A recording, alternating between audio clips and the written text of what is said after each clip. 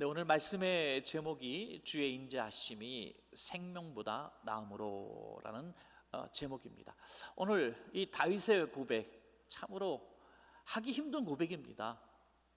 쉽게 할 수 있는 고백이 아니라는 얘기죠. 생명이 우리에게 제일 귀한 것이죠. 물질보다, 건강보다, 또 어떤 명예보다도 생명이 제일 귀합니다. 이를테면 내 돈보다 주님의 인자하심이 귀합니다. 내 건강보다 주님의 인자하심이 더 귀합니다. 내 집보다, 내 소유 어떤 금괴보다 주님이 더 귀합니다. 이렇게 고백할 수는 있겠습니다만은 내 생명보다 주님의 인자하심이 더 낫습니다. 이렇게 고백한다는 건 너무 힘든 일이죠. 더구나 오늘 이 고백을 하고 있을 때의 다윗은 광야 한복판에 있었습니다. 그것도 정확하게는 성경에서 그 배경을 기록하고 있지는 않지만은 성경학자들의 추측에 의한다면 아들 압살롬이 신하들과 함께 반역을 합니다. 그래서 아버지고 왕인 다윗을 쫓아냅니다. 그래서 이 광야에서 한복판에서 도망자의 신세가 되었을 때에 이 고백을 했다고 합니다. 지금 가장 급한 게 뭡니까? 다시 왕권을 회복하고 반역자들을 처단하는 거 아니겠습니까? 하나님 내게 힘을 주셔서 다시 저 악한 무리들을 몰아낼 수 있는 병사를 주시고 힘을 주십시오. 이렇게 기도해도 부족할 판에 주님 상관없습니다. 저는 지금 주님의 인자하심이 더 필요합니다. 또 광야에 있었습니다. 광야에 있기 때문에 필요한 것이 얼마나 많겠습니까? 당장 거할 집도 없고 먹을 것도 없고 마실 물도 부족했을 겁니다. 그런데 그런 생필품이나 그의 안락한 주거 환경을 구한 것이 아니라 주님, 제가 주님의 인자하심이 더 급합니다 라고 고백했다고 하는 것이죠. 남의 얘기니까 그런가 보다, 다윗이니까 그런가 보다 이렇게 생각할 수도 있습니다. 여러분 한 해를 지나오시면서 우리 이 시점에서 한번 생각해 보기를 바랍니다. 금년 한 해 살면서 참 억울하고 분하고 아쉬웠던 순간들이 많이 있을 겁니다. 그것들이 이루어지지 않은 것, 그 안타까움, 억울하고 분하고 속상한 그런 일들보다 주님의 인자하심을 내가 또 사모하고 있는지요.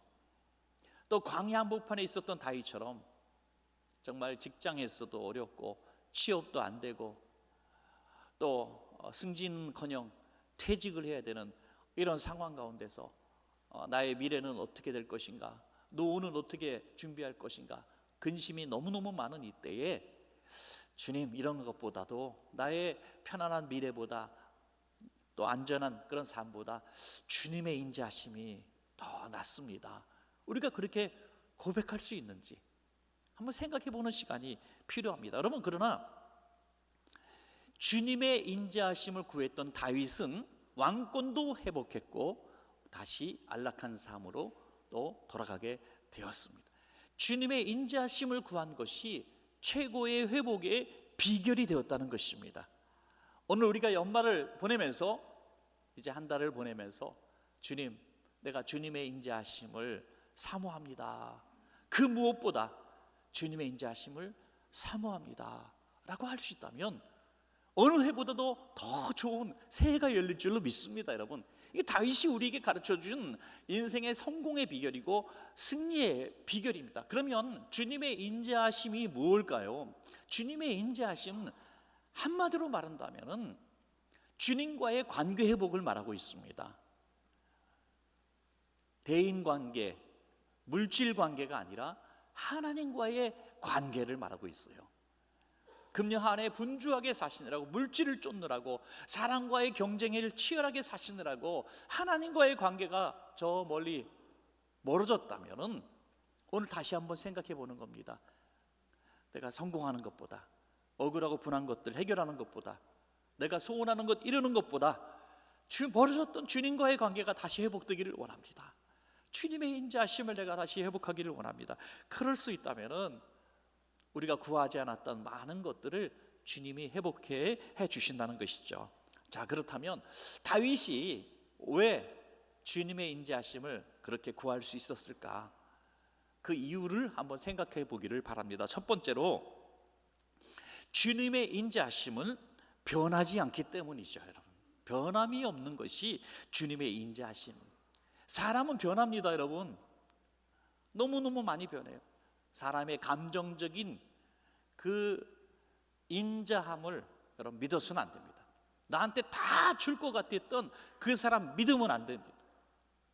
그 믿음이 상처로 돌아갈 거예요. 목회하다가 보면 또 성도들에게도 상처를 입기도 하고요, 성도들도 목회자에게 상처를 입기도 하고 성도들에게도 상처를 입기도 합니다. 여러분 따라합시다. 나를 믿지 마세요. 목사도 믿지 마세요. 누구도 믿을 사람 없습니다. 믿을 영원히 변치 않는 분은 주님밖에 없습니다. 믿으면 상처받습니다. 사람은 믿음의 대상이 아니에요. 오직 하나님만 믿음의 대상이에요. 올해 한 해 동안도 우리는 많은 상처를 입고 살았습니다. 정당한 어떤 대우를 받아야 되는데 그렇지 못한 대우를 받고 상처도 많이 받습니다. 너 나한테 그럴 수가 있어? 내가 너한테 어떻게 했는데? 이런 상처도 많이 받습니다. 자식들한테도 상처를 많이 받아요. 부모한테도 상처를 받습니다. 부부간에도 상처를 많이 받습니다. 하물며 성도 간에 상처가 왜 없겠습니까, 여러분? 그 상처가 생긴 것은, 가장 큰 문제는 내게 있다는 것을 알아야 합니다. 내가 그를 너무 믿은 거예요. 하나님보다 더 신뢰했던 것이죠. 그래서 상처를 받고 마음이 깨어지고 하는 것이죠. 세상 모든 것 변해도, 세상의 모든 사람이 변해도 주님의 인자하심은 변하지 않는다, 이 생각을 하면 되는 거죠. 우리 세례 문답 중에 그런 질문이 있습니다. 우리의 소망은 주님의 자비하심밖에 없는 것을 아십니까? 우리의 소망은 주님의 자비하심, 자비가 바로 인자하심, 인자하심밖에 없다. 이 인자라는 말의 원어는 헤세드라고 해요. 헤세드는 주님의 약속에 근거한 자비하심을 말하고 있어요. 약속에 근거한 자비하심. 하나님이 내가 너를 사랑한다, 내가 너를 위해서 죽었다, 이렇게 주님이 말씀하신 그 사랑의 말씀, 그건 약속에 근거한, 주님의 약속은 변함이 없습니다, 여러분. 그러므로 주님의 말씀을 믿으십시오, 여러분. 주님의 말씀을 믿고 주님의 자비하심을 믿으시면 됩니다. 시편 63편 오늘 1절에 보면, 하나님이여 주는 나의 하나님이시라. 주님은 나의 하나님. 내가 간절히 주를 찾되 물이 없어 마르고 황폐한 땅에서 내 영혼이 주를 갈망하며 내 육체가 주를 앙모하나이다. 지금 억울하고 분한 상황 가운데서 척박한 물도 없는 광야 한복판에서 그는 오직 주님을 향해서 갈망하고 또 앙모하고 있다고 고백하고 있죠. 주님의 인자하심을 간절하게 바라보는 다윗의 모습을 볼 수 있습니다. 다윗은 참 뼈저린 배신을 많이 당했던 사람이죠. 골리앗을 이기고 나라를 구했습니다. 한마디로 사울 왕에게 있어서는 정말 고마운 사람. 그런데 그를 반역자로 몰아서 지구 끝까지라도 쫓아가 죽일 태세입니다.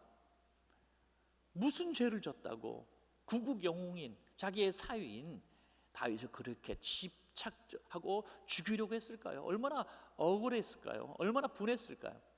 심지어 아들이 반역을 합니다. 자기가 가장 믿었던 신하들과 작당을 해가지고 자기를 배반하고 쫓아냈습니다. 그런 배반이 어디 있습니까? 여러분, 하다가 아들에게까지 배신을 당합니다. 이런 배신을 많이 당한 그의 경험을 통해서 다윗은 오늘도 이렇게 고백하고 있는 거죠. 세상에 그 누구도 내가 믿을 수 없지만 주님만 의지합니다 라고 고백할 수밖에 없는 거죠. 이 다윗의 이런 삶을 보면은요, 우리가 그는 평생 하나님과의 관계에 굉장히 집중하고 있었다는 걸 보게 돼요. 이를테면 처음에 골리앗과 싸울 때에도 골리앗을 죽여서 뭐 나라를 구한다든지, 그리고 또 뭐 영웅이 된다든지 왕이 된다든지 이런 꿈을 가지고 골리앗과 싸운 게 아닙니다. 그가 하나님의 이름을 모욕하는 걸 듣고 저 이방 할례 받지 못한 자가 어떻게 하나님의 이름을 모욕하느냐, 내가 저를 처단하리라 하고 나간 거예요. 하나님과의 관계 속에서 하나님의 영광을 위해서 목숨을 건 싸움을 한 것이죠. 심지어 이 사울 왕이 자기를 죽이려고 왔을 때에 오히려 역전의 기회가 주어지죠. 무려 2번이나 사울 왕을 죽일 수 있었습니다. 이게 하나님의 뜻이라고 생각할 수도 있었습니다. 그러나 다윗은 이렇게 얘기합니다. 나는 그를 죽일 수 있지만 하나님께서 기름 부음 주는 자를 내 손으로 죽일 수는 없다. 심판하실 분은 하나님이시니 하나님께 맡기겠습니다. 원수 갚는 것조차 하나님과의 관계 속에서 물어봤습니다. 왕이 된 후에 눈이 멀어서 밧세바를 범하고 우리아를 죽게 만들었습니다. 감추려고 했지만 나단 선지자가 와서 책망할 때 나단만 죽이면 이 문제는 지킬 수 있는 비밀이 됩니다. 아무도 발설할 수 없습니다. 그러나 그는 나단을 본 것이 아니라 나단을 통해 말씀하신 하나님을 보았습니다. 그리고 하나님 앞에 회개합니다. 그래서 다윗이 다시 살아날 수 있는 일이 되는 것이죠. 여러분, 다윗은 모든 일을 행할 때에 그 배후의 역사하시는 하나님을 보았다고 하는 것입니다. 시편 51편 11절에 그런 다윗의 마음이 잘 담겨져 있습니다. 함께 한번 읽어볼까요? 시작. 나를 주 앞에서 쫓아내지 마시며 주의 성령을 내게서 거두지 마소서. 내가 벌을 받고 왕권을 잃어버리고 많은 사람에게 배반을 당하는 것, 그것보다 더 두려운 것은 하나님이 나를 버리시는 것입니다. 여러분, 이 연말에 많은 것을 잃어버리고 사람에게 상처를 입고 마음이 만신창이 되고 깨어지고 찢어졌어도 하나님이 나와 함께 하심을 우리가 알 수 있다면, 이 시간에 깨달을 수 있다면 그 무엇보다 우리는 평화를 누릴 수 있는 그런 힘이 될 줄로 믿습니다. 이런 고백이 바로 이런 고백입니다. 주여, 주의 인자하심이 내 생명보다도 더 좋습니다. 낫습니다. 오늘 변함없는 그의 주의 인자하심을 오늘도 구하시는 우리 성도님들 되시기를 축복합니다. 두 번째로, 주의 인자하심이 내 삶의 많은 문제들보다 더 중요하기 때문에, 더 중요한 문제이기 때문에 내가 주의 인자하심을 구했다는 거죠. 오늘 다윗은 광야 생활 중에 있었고 또 원수에게 쫓겨난 상황 가운데 있었습니다. 많은 문제가 있는 거죠. 그처럼 큰 문제가 어디 있고 정말 그렇게 다급한 문제가 어디 있습니까, 여러분?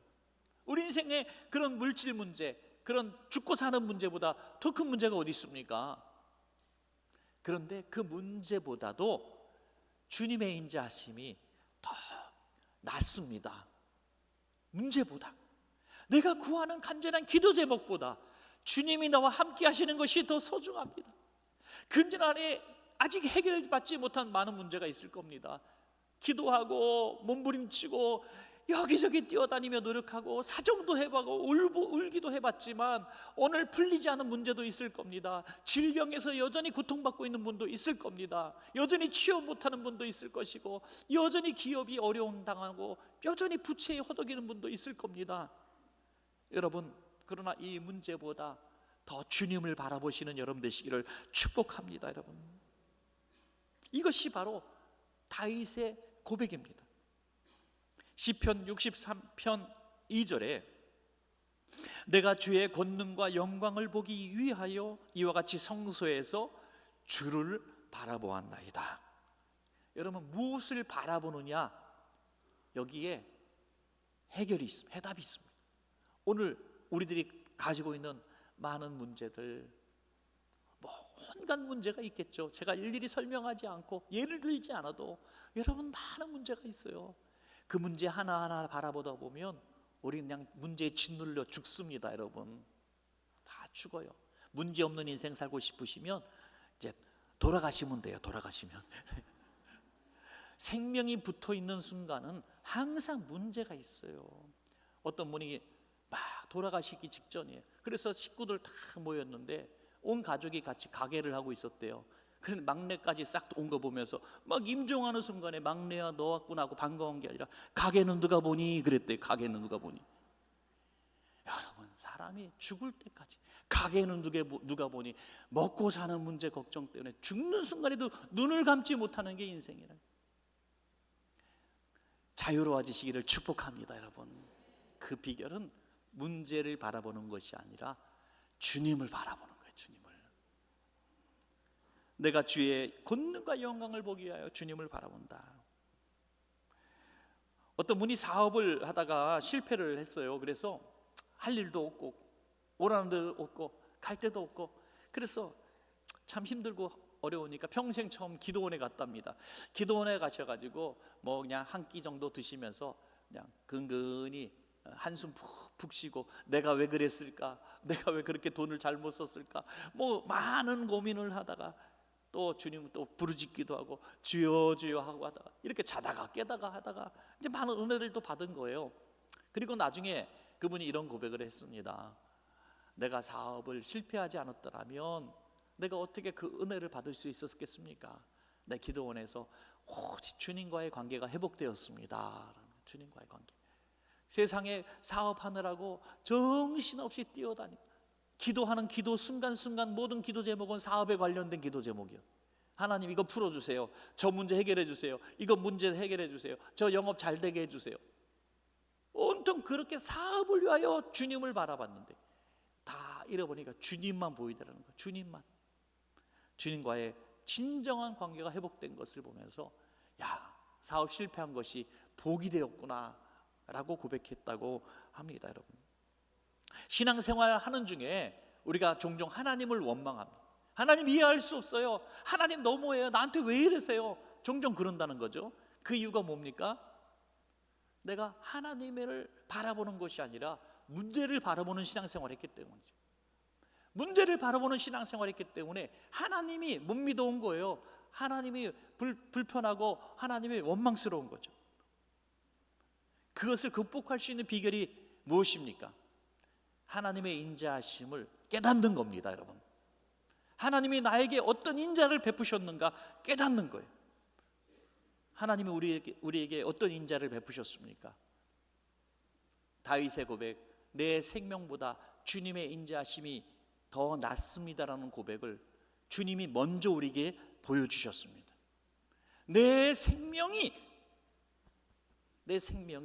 너희를 위하여 버려지는 재물이 돼도 나는 되겠다, 괜찮다, 그렇게 말씀하신 분이 주님이신 거예요.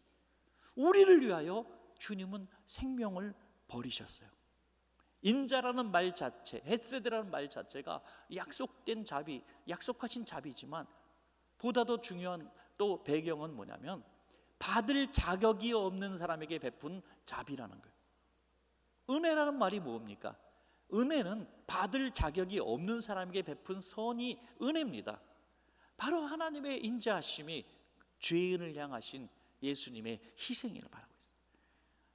여러분, 하나님을 향해서 불만족스럽고 금년의 삶을 통해서 피곤하고 하나님 섭섭합니다 하는 마음이 요만큼이라도 있는 분들은 이사야 53장 5절을 오늘 크게 한번 읽어보셔야 됩니다. 시작. 그가 찔림은 우리의 허물 때문이요 그가 상함은 우리의 죄악 때문이라.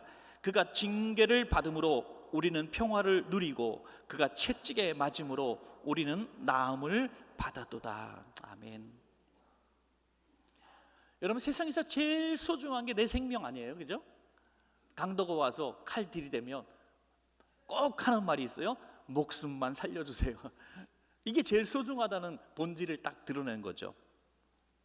그런데 그 소중한 생명, 내가 제일 나를 귀하게 여기는 그 내 생명을 내가 막 포기하고 싶을 때가 있잖아요.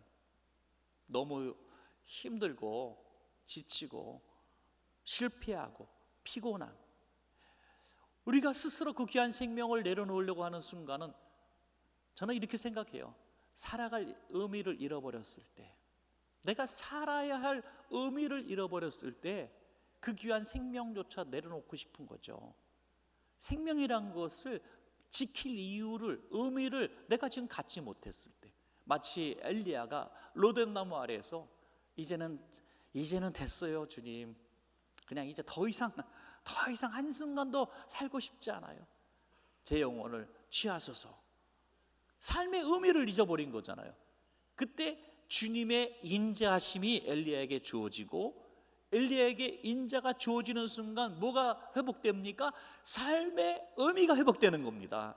살아야 될 이유가 회복되고 사명이 회복된 줄로 믿습니다. 주님의 인자하심을 받는 순간 우리는 살아야 될 의미를 깨닫게 되는 거예요. 삶의 의미를 깨닫게 되는 거예요. 여러분, 삶의 의미를 지금 잃어버리고 계신 분들이 있습니까? 내가 지금 사는 게 아니요, 죽어가고 있는 거지. 단순하게 그렇게 정말 낭비된 인생을 살고 있는 분들 계십니까? 예수 그리스도께서 날 위해 죽으심을, 오늘 그 인자하심을 이 시간에 회복할 때 우리는 주님 부르시는 마지막 순간까지 살아야 될 삶의 의미를 깨닫고 그 의미대로 살게 될 줄로 믿습니다. 여러분, 누가 나에게 장기 하나를 기증하고, 야, 내가 너 장기 줬으니까, 내 신장 하나 떼어줬으니까 너 헛되게 살면 안 된다. 심지어 이제 살아날 수 없는 그런 뇌사 상태에 있는 분이 장기를 기증해서 새 생명을 줬을 때, 그 새 생명을 준 가족이 이런 얘기를 해요. 우리 남편 목까지 살아주세요. 우리 아들 목까지 살아주세요. 그걸 장기를 받은 사람이 막 살아서 되겠습니까, 여러분? 심지어 장기 하나를 받아도 막 살 수 없는 거예요. 예수 그리스도께서 그 참한 십자가의 고난으로 우리를 살게 하시고 새 생명을 주신 줄로 믿습니다. 막 살면 안 되는 거예요. 금년 한 해 다 살았습니다마는 새로운 새해는 우리가 막 살면 안 돼요. 삶의 의미를 깨닫고 주님의 인자하심을 받은 자답게 주님의 영광을 위하여 복된 삶을 살 때, 그것이 최고의 성공의 비결이 될 줄로 믿습니다. 여러분, 마지막 세 번째는 주의 인자하심이 우리의 예배의 이유가 되기 때문이죠. 주님의 인자하심은 우리를 예배하게 합니다. 우리가 예배드리는 오늘 예배 순간이에요. 오늘 예배하면서 여러분들 같이 어떤 마음이 있으십니까? 주님, 내가 주님을 예배합니다. 뭘 예배하는 거예요? 주님이 주신 인자하심에 대한 감사가 예배라고 하는 거죠. 예배. 그러니까 예배의 가장 중요한 부분은, 예배를 드렸다는 것은 내가 하나님 앞에 지금 감사하고 있는 거예요. 그래서 예배자는 누굽니까? 하나님이 기뻐하시는 모습을 보이는 사람이 예배자입니다. 멋진 어떤 뭐를 드러내고 행사를 하고 그게 예배가 아니라, 많은 금은 보화를 드려서 그게 예배가 아니라, 내 마음과 몸이, 내 영과 혼을 다하여 주님은 너무 고마우신 분이십니다. 주님의 그 은혜가 너무 고맙습니다.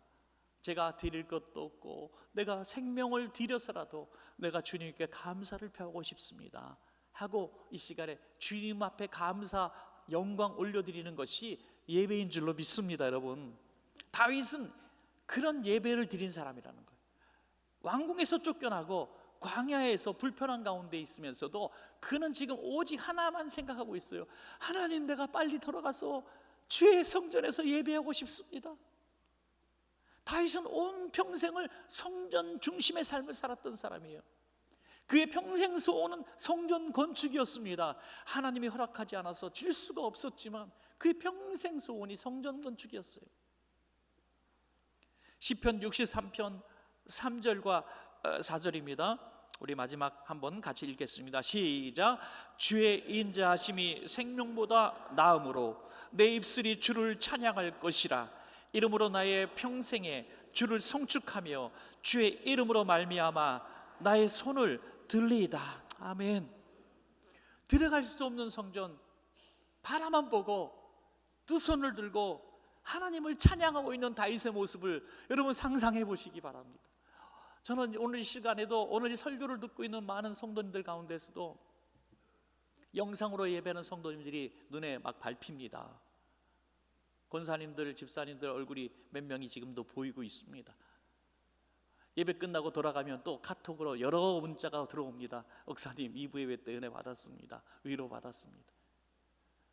이곳에 와서 예배하고 싶은데 올 수가 없어요. 누가 휠체어 끌어줄 사람이 없어 올 수가 없어요. 병원에서 보내주지 않아요.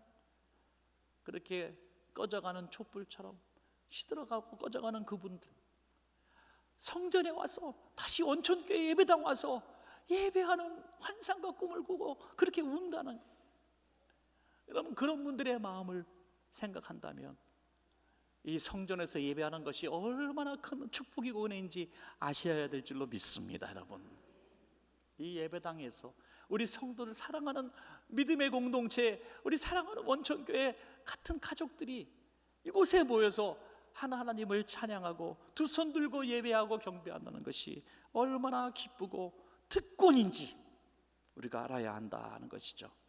여러분, 많은 사람들이 교회의 문제에 대해서 얘기합니다. 현대교회의 많은 문제들을 얘기합니다. 여러분, 이것은 종교개혁 시대에도 있었고요, 오늘도 있습니다.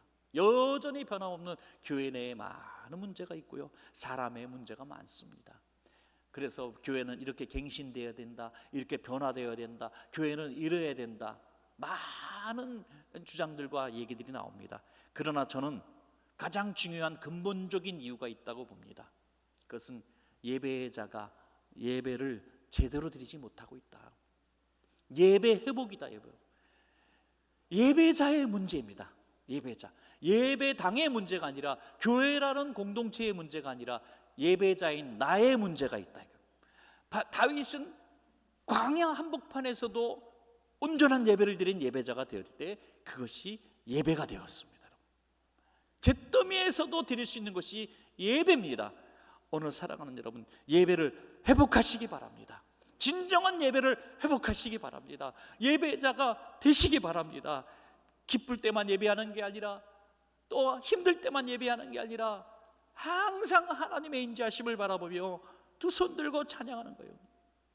바울과 실라가 죄 없이 감옥에 갇히고 매질을 당했습니다마는 그들은 주님의 인자하심 속에 있었어요. 그래서 그들은 하나님을 찬양하고 기도할 때 옥문이 열렸다고 성경은 말씀하고 있습니다. 사람들이 볼 때, 야, 옥에 갇힌 게 뭘 자랑거리라고 거기서 하나님을 예배해? 야, 매질당한 것이 분하고 원통하지도 않냐? 뭐 너 하나님을 예배하냐? 하나님 앞에 원망해야지, 이렇게 말할지 모르겠어요. 그러나 바울과 실라는 주님의 인자하심 속에 있었기 때문에 몸은 욱신거리고 억울하고 내일 죽음을 당할지도 모르는 상황 가운데서도 예배했던 거예요. 여러분, 예배. 이것이 예배. 다니엘은 내일 사자밥이 될 수밖에 없는 상황 가운데서도 마지막 순간에 감사 예배 드렸습니다. 이것이 예배예요. 이 예배, 주의 인자하심이 나의 예배의 이유가 된 것입니다. 여러분, 우리의 예배 이유는 주님의 인자하심이 있기 때문에 예배할 수 있습니다. 이런 말씀을 맺겠습니다. 다윗은 하나님의 인자하심을 자신의 생명보다 귀하게 여겼습니다.